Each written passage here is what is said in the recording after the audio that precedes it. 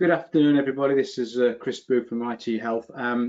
If it's okay with those of you that joined early, I'm just going to give it a couple more minutes. We've got a few people still coming into the webinar, so just bear with us. We'll give it a couple more minutes. Thank you very much.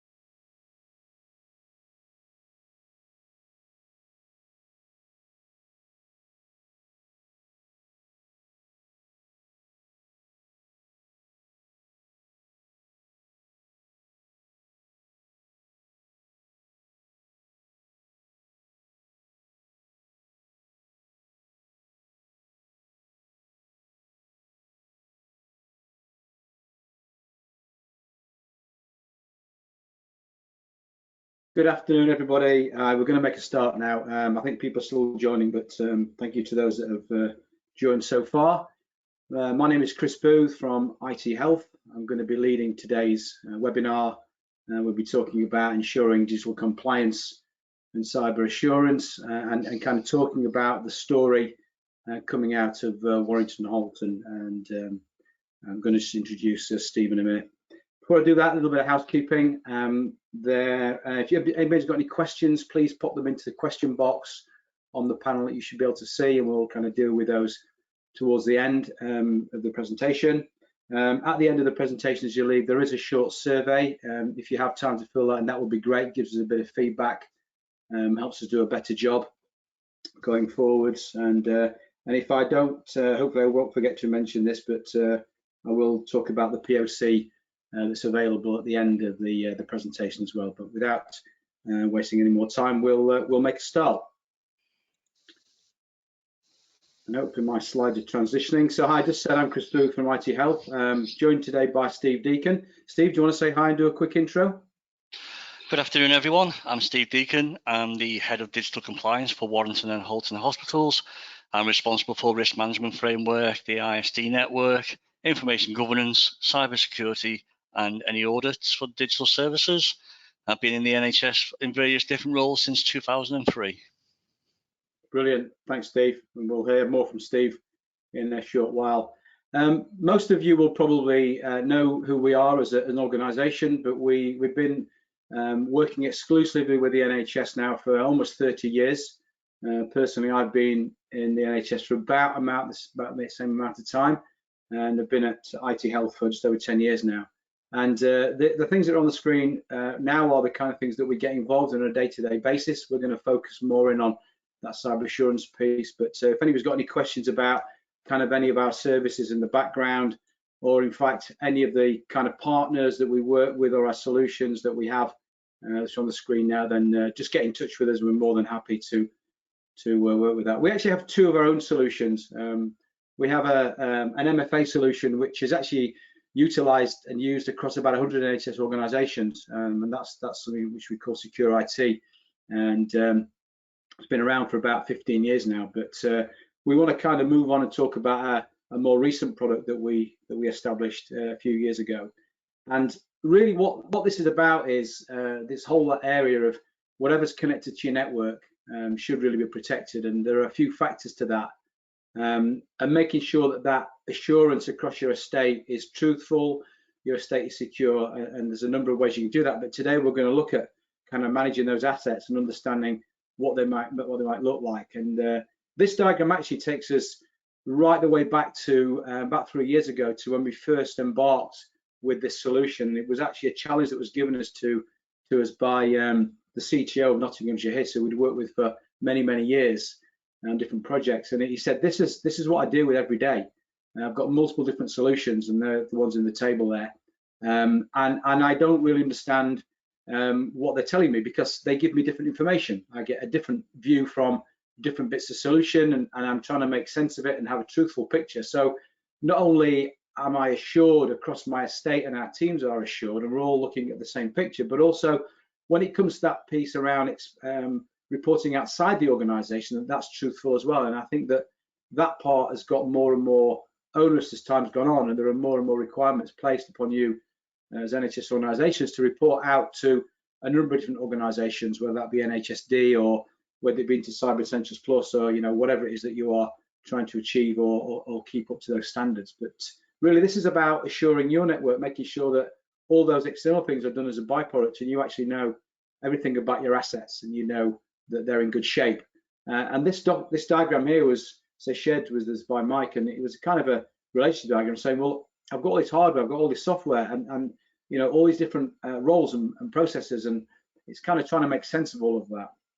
So that was the challenge that he kind of set us 3 years ago, and as we'll find as we go later, we kind of developed a whole product set around it. And as I mentioned earlier, the pressures that come are increasing, and we start to think about the new DSPT kind of audits and what's coming on with there, with this strengthening assurance piece, and the levels of requirements that have been placed on you as organisations to understand what's going on, and to be able to then meet these requirements is getting more prevalent and kind of harder to meet as well. So we kind of want to touch on that as we go forward as well, and in terms of how we can help you with that. And the solution we're going to talk about is something which we call our Assurance Dashboard, and it is, that's what it is. It's a dashboard that gives you the ability to know the level of assurance across your estate. And I'm going to come back to this and do a very kind of high-level demonstration about this this solution when Steve's kind of spoken. But really,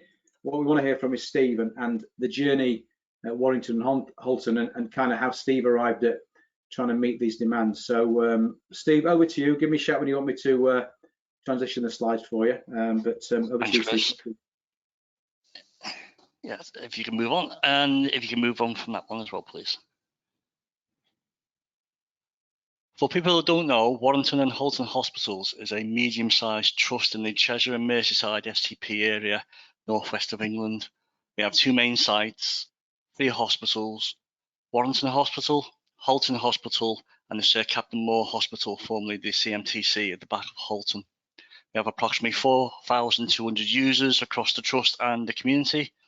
We're using 3,500 devices and managing about 180 servers. Next slide, please, Chris. We're still relatively at the beginning of our cyber assurance journey. Back in 2003, we started with automating the desktop patching. 2010, we created our ISO 27001 aligned documentation. 2018, we started with the automatic server patching, which for us was a game changer. And then 2019, we obtained the ITHealth Assurance Dashboard, along with some other NHS digital other assurance dashboards.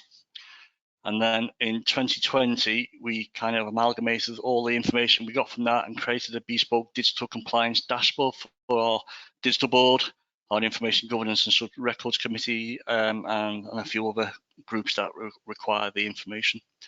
Next slide, please, Chris. So how did ITHealth Assurance Dashboard change our assurance landscape?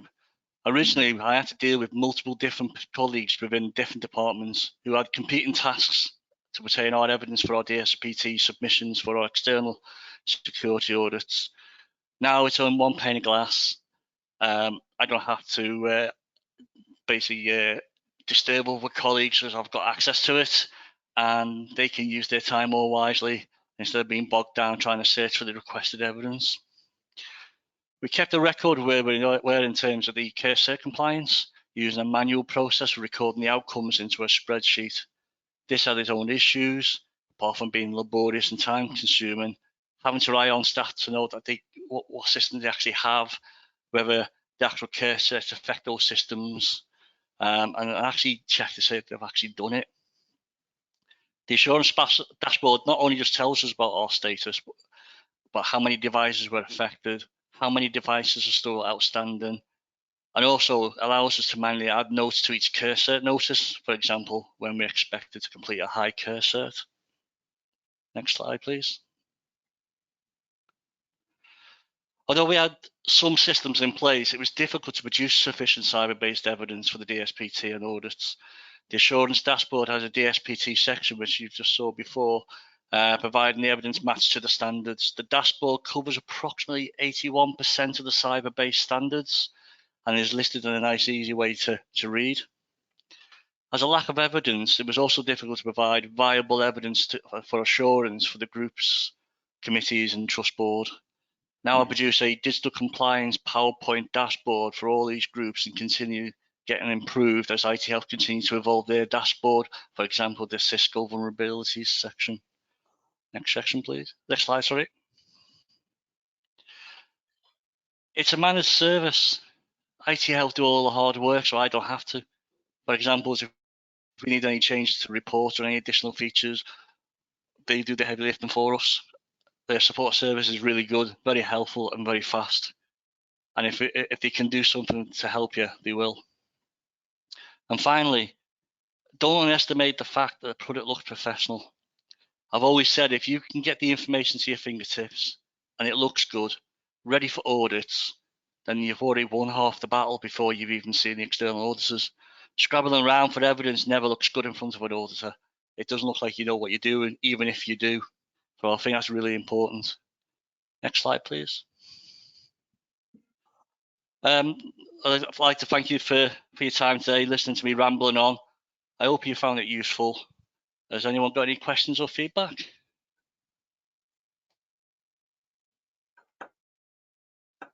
We've got nothing popping up yet, Steve, but there may be some questions that come. I've got one actually. One, sorry. No, I was going to say no audio. Maybe that was just a glitch at the other end. So yeah, if anyone's got any questions, we kind of wander through the next bit, then pop them in the question box, and we'll deal them at the end. But thanks for that, Steve. That was great. Really good insight to what you've been doing, the challenge you've been facing. So I'm going to just move on now and just take a little bit of time to give you a short demonstration of what Steve's been talking about. But I think one of the key things that we've seen has been really important to organisations is understanding what resources required to affect what needs to happen locally, and how you apply that resource and at what time you apply that resource. Because clearly we all know that time is short. We all know that everybody's busy doing a lot of different things, even busier now than we were maybe 2 years ago. We've got disparate parts of the organisation working from different locations, whether it be home or other places, and it's got harder to kind of manage those assets. So I say I'll take you through quickly, and then obviously we can pick up any questions we go through. But this is effectively what the dashboard looks like. It's kind of driven by tabs at the top here. You can see also we've got these menus at the top here. This is kind of all the information under the bonnet. But a lot of information up here about looking at what's going on with your assets or any reports, what's going on with the dashboard. And this is all configured by us. All we need is a server and a database, SQL database. We can drop the dashboard in very quickly. And in a very short order, it's going to be scanning all of the ranges that you wanted it to scan. We can, we obviously talk about that and scope that out in that kind of an early phase, whether it's a POC or whether it's a live implementation. Obviously, a POC is great because it gives you the understanding of what's actually going on and the benefits that are there. And then the dashboard will start to collect that information very quickly. And typically, it's going to discover, I would say, over 90% of the assets within 24 hours. If they're there, of course, they need to be there and active. We sometimes get questions about what about devices that are not seen or people working from home, and in those cases, the dashboard, again, 95% of our implementations are agentless. So it's kind of an agent watch, no agents, but it's watching all the other things that are going on. But if you do need to put an agent on for those machines that are off network for quite a long time, then we can do that as well. And although the dashboard kind of comes out of the box in the same way for most people, we then get into that tailoring piece, and that happens fairly quickly. So is there anything that's not in the dashboard right now that you want?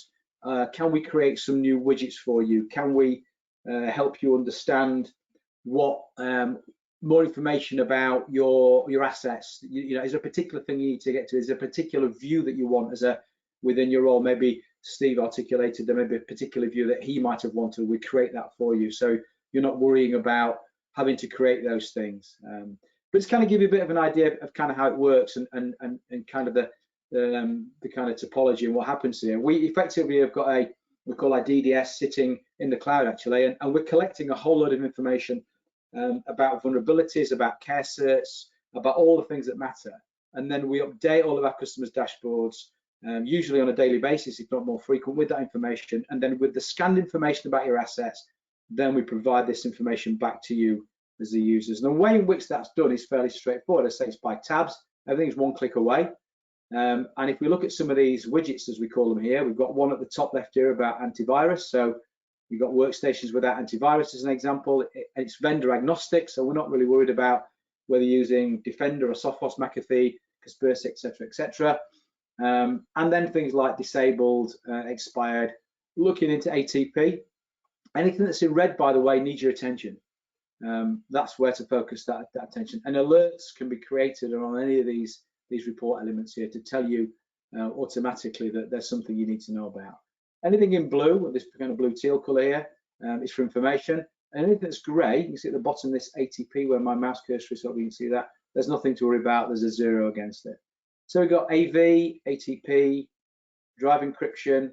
Again, don't worry about the labels here, it's agnostic. And then some nice, useful pie charts here about your patching status. These are all dynamic, and as you'll see in a second, we can drill through to that information very quickly to get to the areas we need to get to understand what may need to be done, remediated, patched, etc. These charts are say dynamic, you can click through. You can also select and deselect some of these patching status here to kind of reformat the pie chart to get through.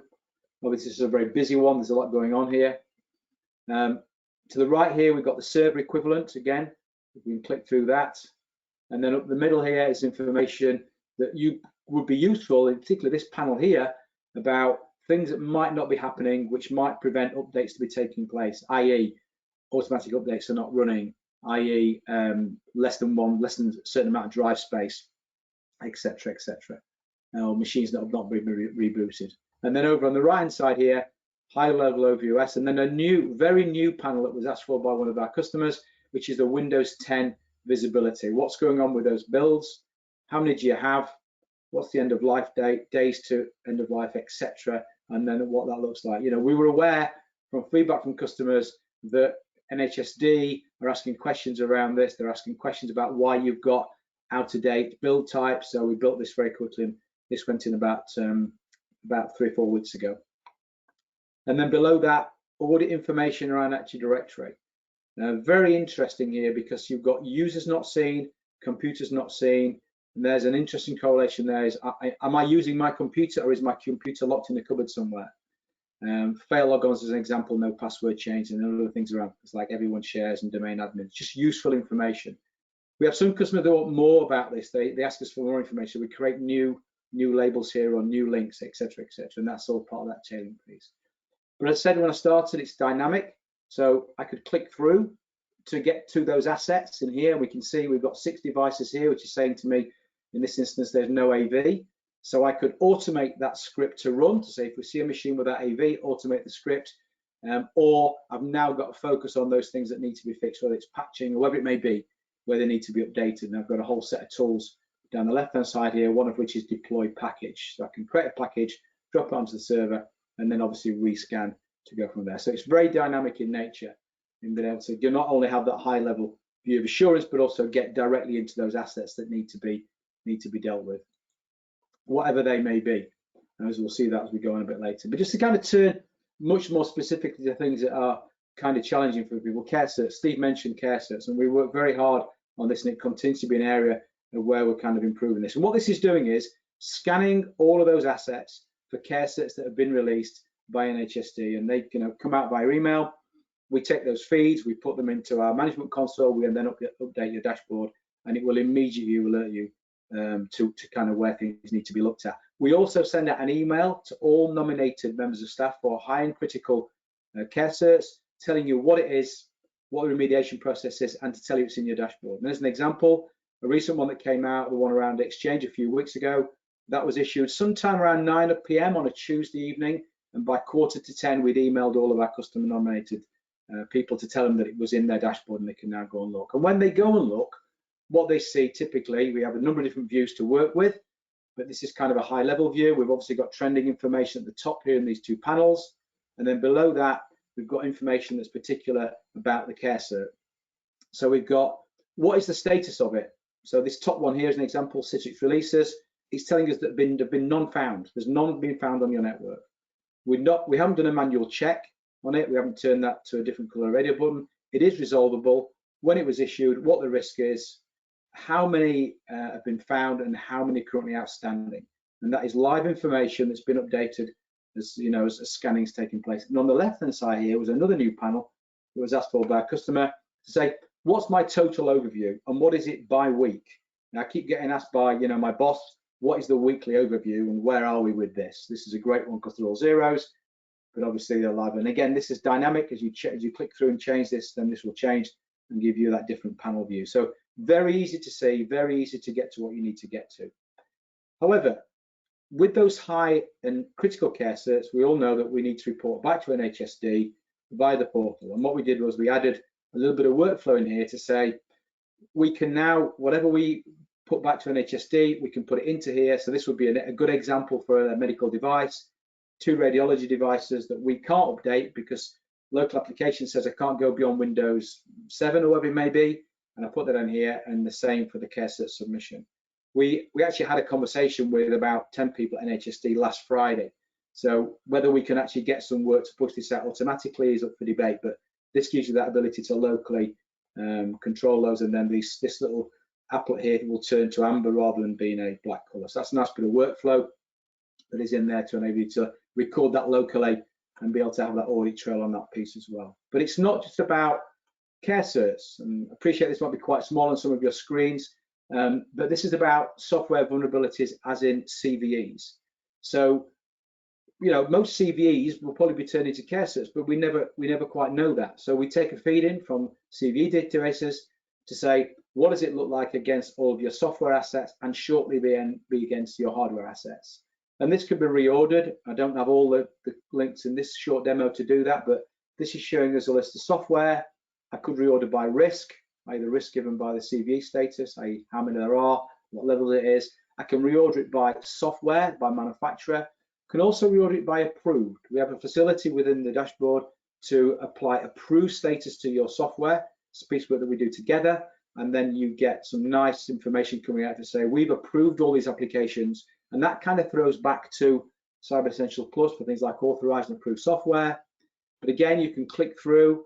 On the screen here, we can see that we've got the vendor, the installed version, how many instances there are, what the scores are, how many CVEs there are, say what the score is, how many instances, and whether you've applied that thing. And we can click through that to get to those assets directly and do that remediation or reorder that view. So again, very useful piece of intelligence to be able to understand what's going on. And Steve mentioned the Cisco piece, which again, we've been working on hardware vulnerabilities for some time, and then we were asked specifically to look at Cisco, which we did very quickly. It wasn't even on our roadmap, but we kind of worked on it. And that's I'll come on towards the end about development roadmaps. But this is now in and live in our customers' dashboards, and it's a direct feed from Cisco vulnerabilities. Nice red, amber, green showing what we've got here. In this case, we've got 2 criticals, what version has been detected, how many assets, what the alerts are, and then that narrative around what they are, again, driven around Cisco. And it's about to be followed by a general hardware vulnerability. So already we've seen, just by clicking through some of these tabs here, we've got Windows Assurance, we've got CareCERTs, we've got general software vulnerabilities, we've got Cisco vulnerabilities. It's all easy to get to and easy to manage. As I say, alerts can be set against these as well to notify you. But there's much more to it than that. There's much more in terms of the general background of what's going on.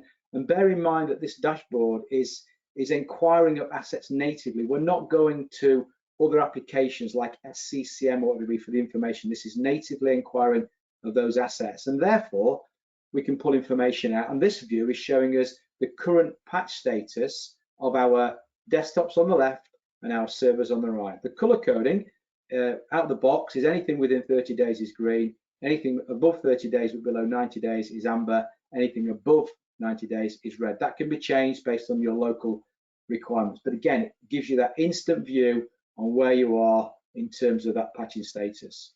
And where we find the best use of the dashboard is where it's been used by multiple teams. I was on a call last Friday with a customer. I've had the dashboard for about a year, and every one of their teams is using it. So when they get together for their assurance team meetings, usually virtually now, they're all talking about the same information.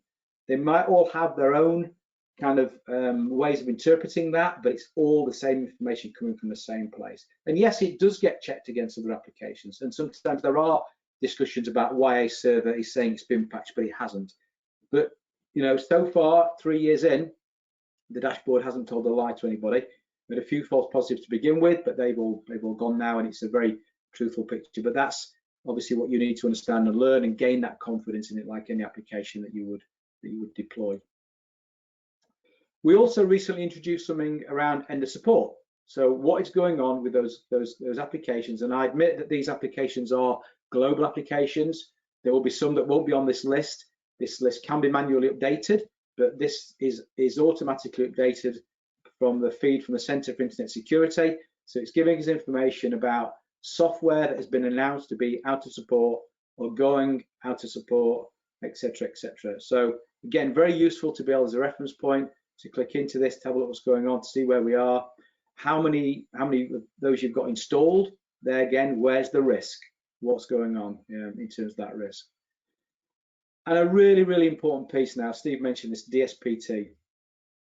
We continue to monitor the latest DSPT submission guides, and we continue to update the dashboard with the latest versions, obviously working on the latest versions always, and therefore we will then bring those into the dashboard. Now, we have to be very sensible here, because this is information within DSPT that is related to assets. We know there's a lot of requirements within DSPT that is about process, people, policy, etc., etc. This is where we know and are confident in having tested it that it's about assets. So this top one as an example is information related to 162, where there are technical controls to stop information being inappropriately copied or downloaded. Now, you may have a number of controls. In this instance, the dashboard knows about AV, it knows about encryption, it knows that those things are in place, and therefore those controls. We wouldn't necessarily know what you're doing with your email as an example, and how you are, or you're stopping information being sent out to public email environments where things could be attached, because we don't see that within the dashboard. So this is very much about assets, but this is very powerful. It means that you can either view or export that information when required, and then when those audits come, you've got that live view back into that information, and you can kind of get into it very, very quickly. So if I just pop that one out again, just so you can see a bit better, and it's a bit small. There's one again, that 162, we can pull that out. So I know this has been used in anger. I know a lot of our customers have been using this for their current submissions. We've got a number of POCs that are in place at the moment where people are saying, we want to move from POC to go live because we want to use it to do our next submission. So we know it's working, and obviously we continue to take feedback, because that's what's driven most of the features that you're seeing so far. Now, I do apologize, this will be very small, but I wanted to share this with you because this is the kind of report we can get out from the dashboard, and this is what we call a desktop risk overview. This is pre-built. There's also one for the servers, and what this is showing is the top issues around all of your desktop, or your computers in this instance, of what's going on. And I'll just quickly go from left to right. Domain, type of device, IP address, OS, what's going on with encryption, what's its latest patch date, how many vulnerabilities does it have, is antivirus running, is it up to date, has ATP got any missing components, does it have any vulnerable software on it, what's the risk level, does it have any high CareCERTs on it, and then how long has it been up for, when was it last seen, when was it last tried. So we can see very quickly, these are the troublesome ones here. So that's an example of a report that is already there, but it might be you have a different kind of report that you want, and we would create those for you and do that. So I don't think any dashboard that we've got out there across our 110 customers now is the same, because they're all tailored, and every time we do an update, of course, with all those additional features are retained. Another thing that we've been asked for and are continue asked for is trending. The dashboard is beginning to be used more about performance management. So are we improving or getting worse? And some examples here: OS for desktops and servers, software vulnerabilities, servers and desktops, software approvals. And again, we'll create these and put these into all of our customers, but there might be ones that you want specifically, and we'll create these trending lines for you and maybe put them into a new tab for you as part of that tailoring service that goes and runs alongside the dashboard. Kind of last few slides now, but again, Active Directory, we talked about this earlier, but a lot of people do find this really valuable, more information about AD, and then trend it. So seeing what's going on with failed logons, active users, password changes, etc., etc. And then we get into kind of the background information. So, this gets used by a whole raft of different roles within the organization. But when we start thinking about the operational roles, this might be a view here, computer discovery. The desktop team might be interested in using, because it's got some really good information. So what domains are being scanned? I know, by the way, the dashboard will find domain and non-domain machines. What's going on in much more detail on those desktops? What's going on with AV, ATP? So you can see now we don't need to be looking at different tabs based on this role. I can just be looking at this one view here. All my OSs, all my models of a computer, high-level overview. We've got that kind of Windows 10 piece here again, and then any OSs that are out of build. So again, useful information to kind of have to hand. Is it an asset system? Of course it is. Yeah. So here's our software piece. So all of our software publishers here. We can build or create new widgets here. This is our unauthorized software list here, changed in the last 7 days. And again, we've now got some customers that are using it to start to populate it with software information. They're not renewing, let's say, spoke to one last week, not renewing their software asset management tools. They're using this tool to do that purpose. So ITAM is very clearly kind of in the headlights. And equally for hardware. So here's all our hardware manufacturers, and then categorize them by type. And again, we can get into this in more detail. To give you a bit of a glimpse of kind of what we kind of can get into.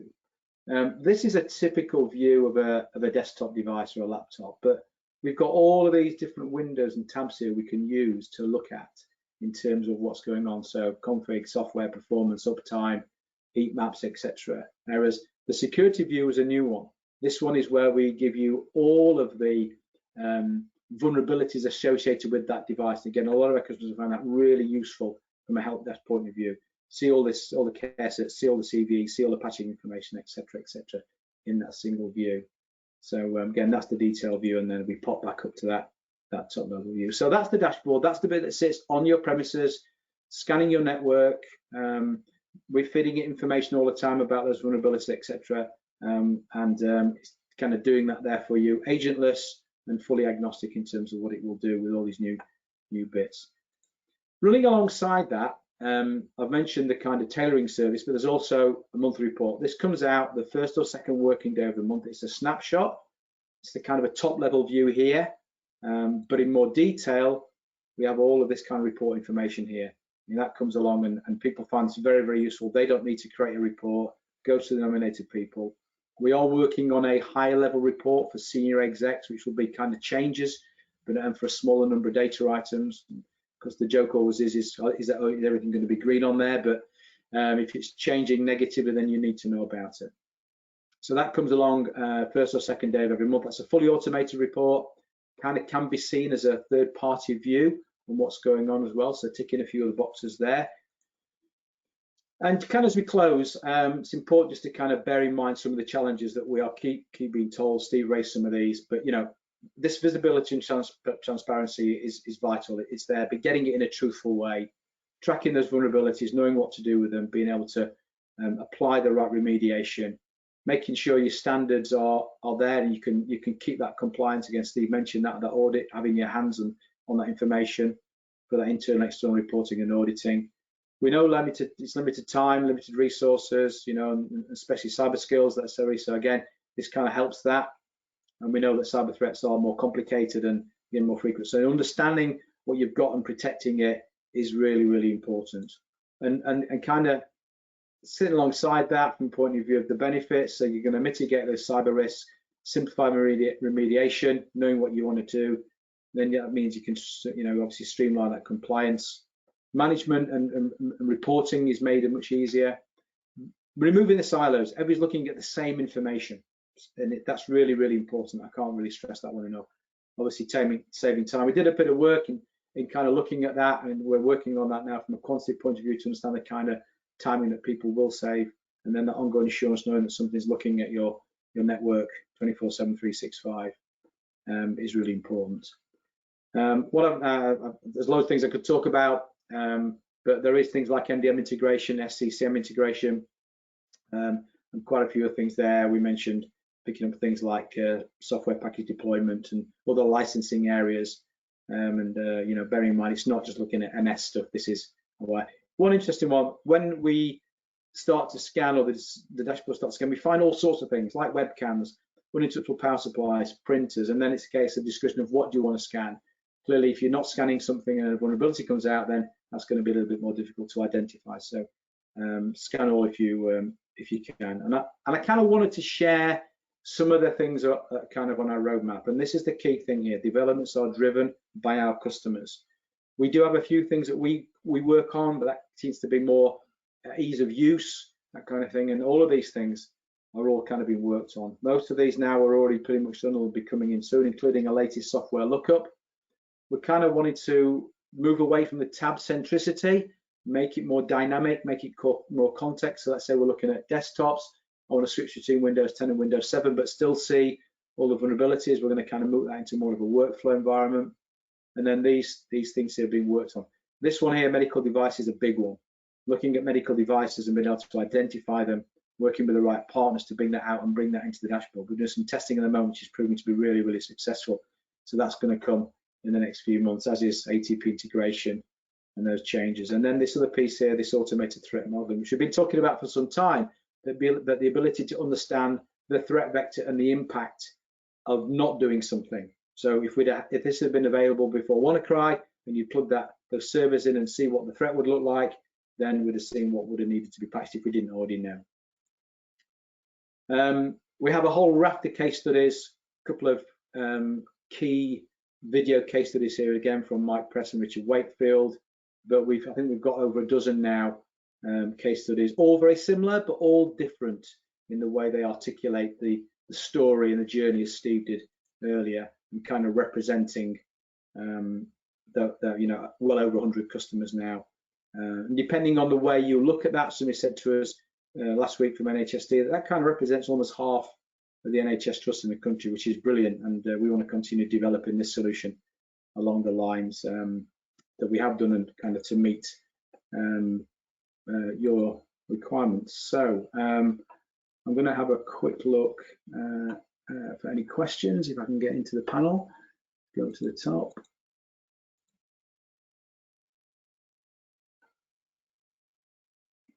Okay, so how do you discover and identify profile non-domain during devices dynamically? So we were able to scan them at a loose level. We don't get all of the detail, but we know they're there, and we can obviously identify that they're non-domain. As soon as we do that, we can fire off alerts to people to kind of work out that they need to be looked at. So I'd have to kind of have a bit more of a conversation about the tools that have been used, but that's certainly one that is definitely then being used. Let's see if we've got any more.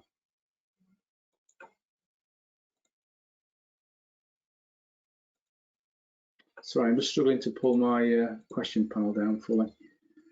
Can end of life apps better? Yes, it can. I think I mentioned that during the conversation. We can do that, but obviously that needs to be maintained to make sure that those end of life apps are then added and can be dealt with to move forwards.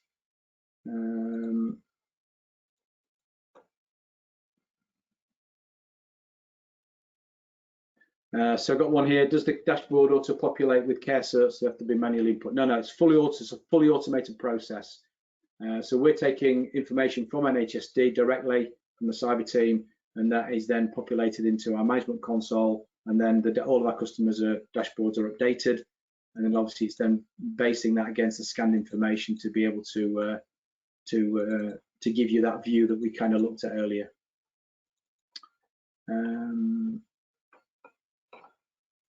I think that's it for questions. We will pick up on any more towards when we kind of do the kind of wrap up. So apologies, my panel seems to have shrunk itself, so I can't bring that out anymore. But if there are any questions, then please let us know. Just wanted to kind of finally finish with a statement about the POC. A lot of our customers have gone down the POC road. There's no cost to that from our point of view. Obviously, we appreciate that you need to provide a server, usually a virtual server and a database, and then there's the time and energy required just to kind of look at what's going on and make sure you're getting the most from the dashboard. We do apply an unlimited license, so it will scan every asset that's within the range that you give us. Some customers start small and then increase. Some customers start maybe with their desktop devices and servers and then move on to all devices. But we'll work with you to get the most out of that. Then after 30 days, we then create and provide one of those snapshot reports, and then, you know, based on discussions, it's not unusual for that then to be extended to another 30 days and then go from there, because at that point we realize that it is really giving some value and people really want to get the most out of it. And then hopefully the idea is we can try and work towards a business case, which we do have a number of, which we can share with you if anybody's interested in those as well. So kind of brings us to a close. I'd like to say thank you to Steve for his presentation, which was great. So thanks, Steve.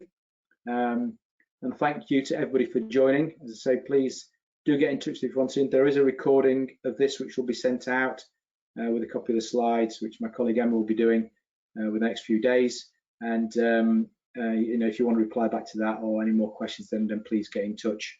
Email me directly or by the email or the phone number that's on the screen now. But again, thank you very much. Wish you a good afternoon, the rest of the day, and hopefully we'll be able to speak to you soon. Thank you, everybody. Bye-bye.